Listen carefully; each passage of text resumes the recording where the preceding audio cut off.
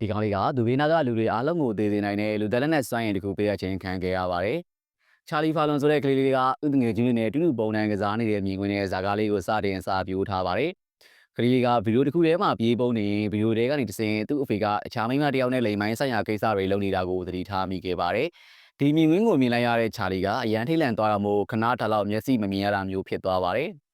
အဲ့ဒီကလေးကစပြီးချာလီကလိန်ကိစ္စအကြောင်းစဉ်းစားလိုက်ရင်တော့38မိနစ်လောက်မျက်စိကန်းသွားတတ်ပါတယ်။သူ့ရဲ့မိန်းမဖြစ်သူနဲ့ဟန်နီမူးထွက်တဲ့ညမှာတောင်မှသူ့မျက်လုံးတွေကခဏတာမမြင်ရသွားတာမျိုးဖြစ်လို့သူမိန်းမဖြစ်သူကိုတောင်ကြောင်သွားစေပါတယ်။အချိန်ကြီးကုန်လာပြီးတော့ချာလီရဲ့သားဖီလစ်ကလည်းထူးဆန်းတဲ့စွမ်းရည်နဲ့သူ့အဖေလိုပဲချိန်စာအသင့်ခံထားရပါတယ်။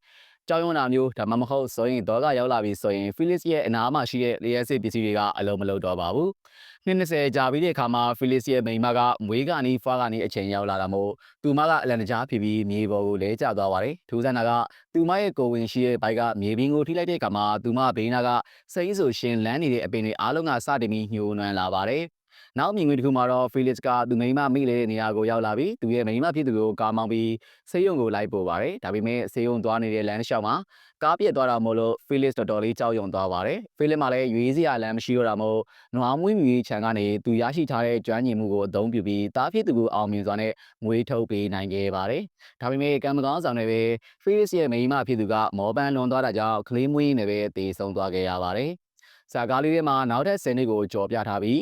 းနေဘက်တစ်ခုမှာအဖေဖြစ်သူနဲ့အဖွားဖြစ်သူနဲ့အတူနေတဲ့ James Fallon ဆိုတဲ့ကောင်လေးတစ်ယောက်ကိုတွေ့ရမှာပဲဖြစ်ပါတယ်။သူ့ရဲ့အဖိုးဖြစ်သူချာလီကတော့ရုတ်တရက်ကြီးမျက်စိကန်းသွားတာကြောင့်မတော်တဆမှုတစ်ခုဖြစ်ပြီးဆုံးမသွားတာပဲဖြစ်ပါတယ်။ဖော်ပြချက်ရတော့ချာလီကကားမောင်းနေရင်လိမ်မိုင်းဆိုင်ရာပုံတစ်ခုကိုသတိထားမိသွားတာကြောင့်မျက်စိကန်းသွားတာလို့ဆိုပါတယ်။ရိုးရိုးစင်စစ်အဆက်ဆက်စွမ်းရည်တစ်ခုခုကိုလက်ဆင့်ကမ်းရရှိခဲ့တာမို့ဖာလုံမျိုးတွေကကျင်းစာတိုက်ခံထားရကြောင်းသိလိုက်ရပါတယ်။ဂျိန်းရဲ့အဖွားကတော့အမြဲတမ်းသူ့ကိုတာမန်ကလေးတွေလိုပျော်ပျော်ရွှင်ရွှင်နေပြီးစိတ်ညစ်စရာတွေဘာမှမတွေးဖို့အမြဲပြောတတ်ပါတယ်။ဒါပေမဲ့အဖွားဖြစ်သူရဲ့စကားကိုနားထောင်ရမယ်စာဂျိန်းကတော့အဆန့်ကျင်ဘက်တွေလုံးနေတာပဲဖြစ်ပါတယ်။ဂျိန်းကသူ့ရဲ့ကိုယ်ရင်းထဲမှာရှိတဲ့တဘာဝလွန်စားကိုရှာဖွေဖို့အပူတပြင်းဖြစ်နေခဲ့ပါတယ်။အဲဒါကြောင့်သူကခမမိုက်စတန်တွေထွင်ပြီးလူစားတွေများထွက်လာမလားဆိုပြီးလှုပ်တတ်ပါတယ်။ဒီနေ့မှာတော့သူကစူပါမန်ဝတ်စုံကိုဝတ်ပြီးအရှိန်နှုံးမြင်မြန်တဲ့စပိန်ကိုဆေးသွားလိုက်ပါတယ်။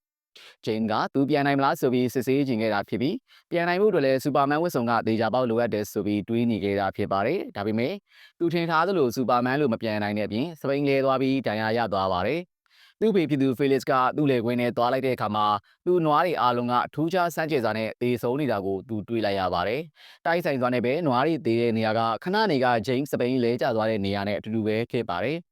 ဂျိန်းကစူပါမန်လို့မပြန်နိုင်ပဲနွားတွေကိုပဲတတ်နိုင်တာပါခဏနေတော့ဖီလစ်လည်းအိမ်ပြန်လာပြီးသူ့သားကိုစတင်ပြီးစူပါတော့တယ်ကောင်းလေးလေးကြောက်ပြီးကားထဲသွားပုတ်နေတဲ့အခါမှာဂျိန်းကိုပြင်ထွက်လာအောင်တွန်းအားပေးပြီးညီပေါ်လဲကျသွားတဲ့အထိဖီလစ်ကဓာတ်ဖြစ်သူကိုပါရိုက်လိုက်ပါတယ်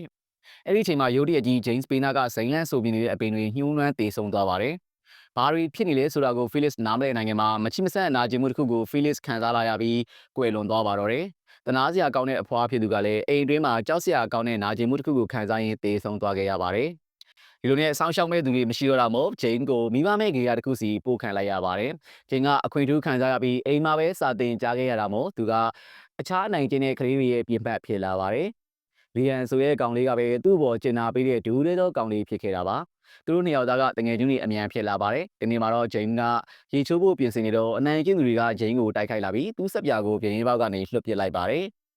အောက်ကိုစင်မီဆက်ပြာကိုပြန်အောင်လုပ်ဖို့ဂျိန်းကိုတွန်းအားပေးလိုက်ကြပါတယ်ဂျိန်းလည်းဆက်ပြာကောက်ဖို့အောက်ဆင်းယူနေတော့ရုတ်တရက်ကြီးခွေးတစ်ကောင်ကဂျိန်းနောက်ကိုကတ်လာပြီးဂျိန်းကိုမှန်ပြီးဟောင်ပါတော့တယ်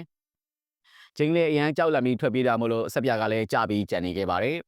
နောက်နေ့မိနစ်တွေမှာမိဘမဲ့ကေရရဲ့ကြောက်ကြီးကကျောင်းသားတွေအားလုံးကိုစုကမထင်မှတ်ထားတဲ့ကိစ္စတစ်ခုကိုပြလာပါတယ်။မင်းညာကထူးဆန်းတဲ့အခြေအနေတစ်ခုမှာခွေးတီဆုံးသွားရတယ်ဆိုပြီးပြောလာပါတယ်။ဒေါ်သားထွက်နေတဲ့ကြောက်ကြီးကအ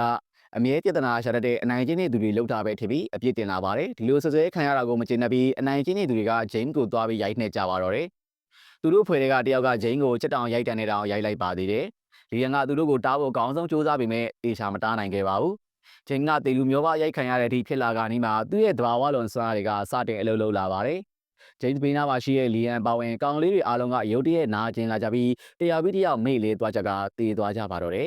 ။ဂျိန်းကသူ့လုပ်ခဲ့မိတာအတွက်ကြောက်ရွံ့မိသွားပြီးအမြန်ထကအဲ့ဒီနေရာကနေထွက်လာခဲ့လိုက်ပါတော့တယ်။ဂျိန်းထွက်သွားတဲ့အချိန်မှာ လက်မတင်လေးအသက်ရှင်ကျန်ရည်သူကလီယန်တယောက်တည်းဖြစ်နေခဲ့ပါတယ်အသက်ရှင်ကျန်နေခဲ့ပြီမဲ့လည်းလီယန်ကတော်တော်လေးဆိုးဝါးစွာနဲ့အဆုတ်တွေပျက်စီးသွားတာဖြစ်ပါတယ်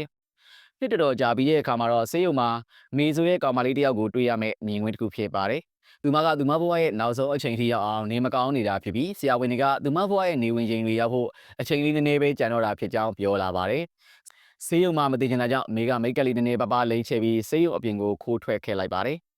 အပြင်ထွက်လာတဲ့အခါမှာသူမနဲ့ဆေးရုံတစ်ခုထဲမှာအတူတူဆေးကုသမှုခံယူနေတဲ့လီယန်နဲ့တွေ့လိုက်ရပါတယ်။သူရဲ့ဒဏ်ရာရနေတဲ့အဆုတ်ကအခုထိမသက်သာသေးပါဘူး။ပြီးတော့သူတို့နှစ်ယောက်လုံးကကုသမရနိုင်တဲ့ကင်ဆာရောဂါကိုခံစားနေရတာဖြစ်ပါတယ်။လီယန်ကအမေနဲ့စကားပြောကြည့်ဖို့ကြိုးစားပြီးမြဲသူမကလီယန်ကိုလစ်လီယူရှုကအနီးနားမှာရှိတဲ့တစ်တော်တွေကိုပြေးသွားလိုက်ပါတယ်။နိုင်နည်းလောက်လမ်းလျှောက်ပြီးတဲ့အခါမှာအပင်တွေနဲ့တက်ရှိတွေအားလုံးတည်နေတဲ့နေရာတစ်ခုကိုမေရောက်ရှိသွားပါတယ်။အဲ့ဒီနေရာမှာတက်ရှိဆိုလို့မြူတမုံလေးတောင်မတွေ့ရပါဘူး။အချိန်ထဲမှာပဲမိုးရွာလာတာမို့မေကအနီးနားလေးကတဲငင်းတွေတစ်ခုထဲဝင်သွားလိုက်ပါတယ်။သူမကတဲငင်းတကားကိုခေါက်လိုက်တဲ့အခါမှာတကားလာဖွင့်ပေးသူကတော့ James ပဲဖြစ်ပါတယ်။တကယ်တော့မိဘမဲ့ဂေဟာကလူတွေအများကြီးတည်သွားရတဲ့ကိစ္စပြီးကြတဲ့က James ကသူ့ကိုယ်သူကဘာလောကကြီးကလူတွေနဲ့အဝေးမှာ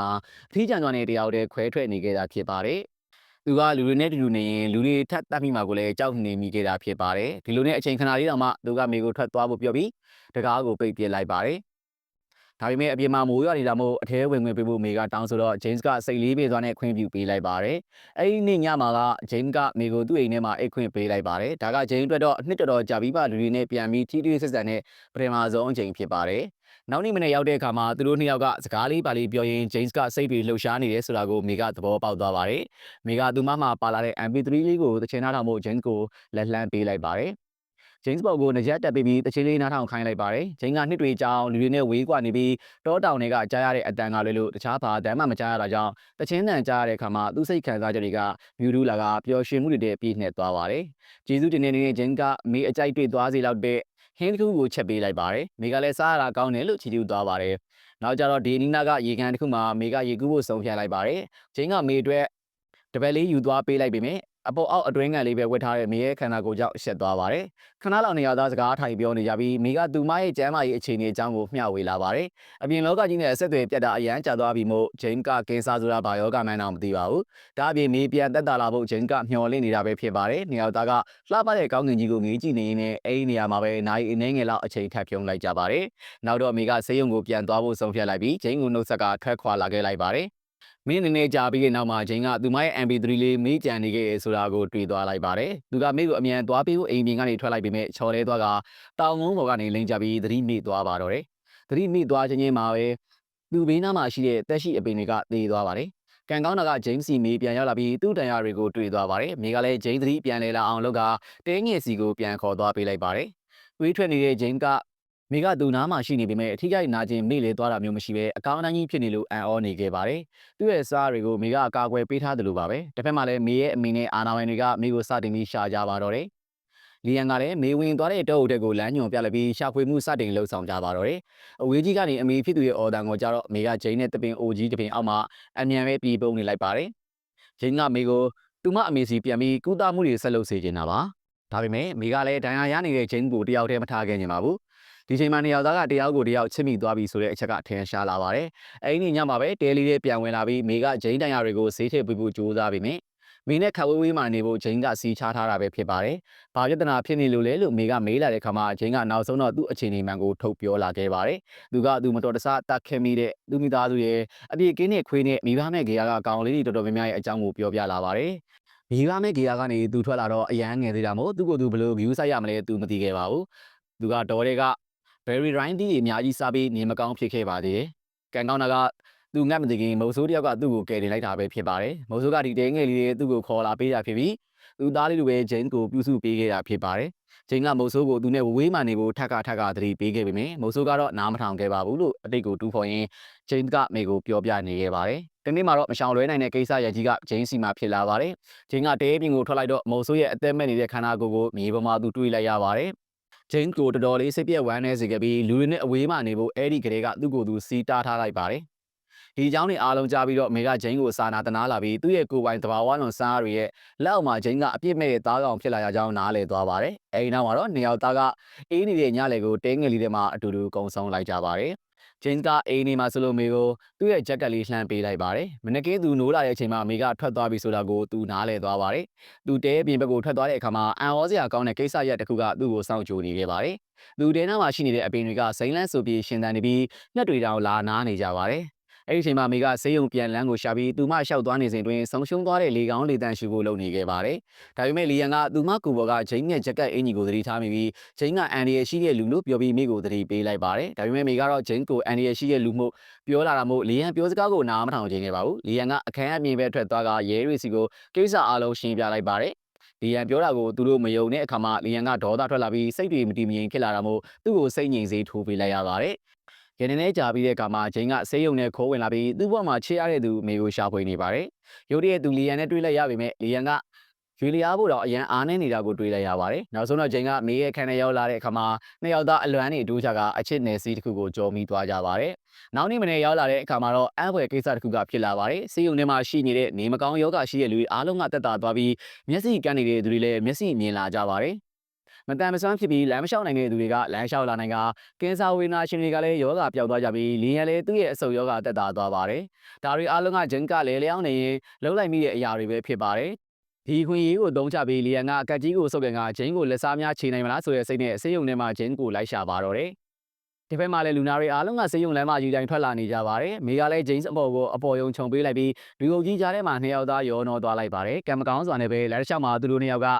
လက်ချင်းတွဲထားကကွဲသွားပါတယ်။အဲ့ဒီချိန်မှာလီယန်ကဂျင်းကိုဖမ်းမိသွားပြီးအတိတ်ကဖြစ်ပျက်ခဲ့တဲ့ကိစ္စတွေအတွက်ဂျင်းကိုစတင်ပြီးအပြစ်တင်มาတော့တယ်။ဒေါသအရန်ထွက်နေတာကြောင့်ဒေါသတကြီးနဲ့လီယန်ကဂျိန်းနောက်ပြေးလိုက်သွားကစိတ်ယုံပြီးဘက်မှာနှစ်ယောက်သားကလုံးထွေးတပ်ပုတ်နေကြပါတယ်။လုံးထွေးတပ်ပုတ်နေတော့မှဂျင်းကကတ်ကြီးနဲ့သူ့ဝမ်းပိုက်ကိုအထိုးခံလိုက်ရပါတယ်။သူ့ခန္ဓာကိုယ်ကနေစတင်သေးထွက်လာတာနဲ့သူ့ဘေးနားမှာရှိတဲ့အရာလုံးကချက်ချင်းညှိုးနွမ်းလာပါတယ်။ဒီနေရာမှာကျွန်တော်တို့သိလိုက်ရတဲ့တစ်ချက်ကဂျင်းရဲ့စားတွေကဂျင်းရဲ့ခံစားချက်တွေနဲ့ဓာတ်ရိုက်ဆက်နွယ်နေတယ်ဆိုတဲ့အချက်ပါပဲ။သူပြောတယ်ဆိုရင်သူ့ဘေးနားမှာရှိတဲ့အရာတိုင်းကကောင်းချင်းတွေနဲ့ပြည့်နေနေတာပါ။လူဝမ်းနေတာဖြစ်ဖြစ်ကြောင်းရုံးလာတာဖြစ်ဖြစ်သူနာကျင်လာရတာဖြစ်ဖြစ်လူဘေးနားကဝင်းကျင်တစ်ခုလုံးကမကောင်းတဲ့အရာတွေပဲဖြစ်လာတာပါ။လီယန်လည်းသူလုံးမိသွားတာကိုနားလေသွားပြီးအဲ့ဒီနေရာကနေအမြန်ထွက်ပြေးလာပါတယ်။အဲ့ဒီချိန်မှာပဲမေကလည်းရောက်ရှိလာပါတယ်။မေကိုတတ်မိသွားမှဆိုလို့ဂျိန်းကလည်းထွက်ပြေးလာပြီးမြစ်ထဲခုန်ချလိုက်ပါတယ်။မေကလည်းရေထဲလိုက်ခုန်ချလိုက်ပါတယ်။ဂျိန်းကရေဘယ်လိုကူးရမလဲမသိတာကြောင့်ရေအောက်ထဲမှာမေကဂျိန်းကိုကင်ပေးထားပြီးအနံပေးလိုက်ပါတယ်။ဒါပေမဲ့အဲ့ဒီချိန်မှာတနာစရာကောင်းတဲ့ဂျိန်းလေးကတော့တည်သွားပြီပဲဖြစ်ပါတယ်။ဂျင်းကမြေအောက်ထဲကိုတဖြည်းဖြည်းနဲ့နှိပ်ဝဲသွားပြီးပျောက်ကွယ်သွားပါတယ်။သူဘေးနားမှာရှိတဲ့တစ်ပင်တွေကလည်းထပ်ပြီးစိန်လန်းဆူပြေးလာပါတယ်။ဂျင်းရဲ့တိတ်ဆုံးမှုကနောက်ဆုံးမှာတော့လျှို့ဝှက်စမ်းကြတဲ့ဖာလန်မီသားစုစီကိုရောက်ရှိလာပါတယ်။အဲဒီနောက်9နှစ်ကြာတဲ့အခါမှာတော့မေကကလေးမလေးတယောက်ကိုပုံမြင်တစ်ပုတ်ပြောပြနေတာကိုတွေ့ရပါပါ။ကလေးမလေးကတော့ဂျိန်းနဲ့မေရဲ့ကလေးပဲဖြစ်ပါတယ်။ဥမကလည်းလူမအဖေဂျင်းရဲ့စတိုင်းတွေကိုအမွေစက္ကန့်ရရှိထားသူလေးပဲဖြစ်ပါတယ်။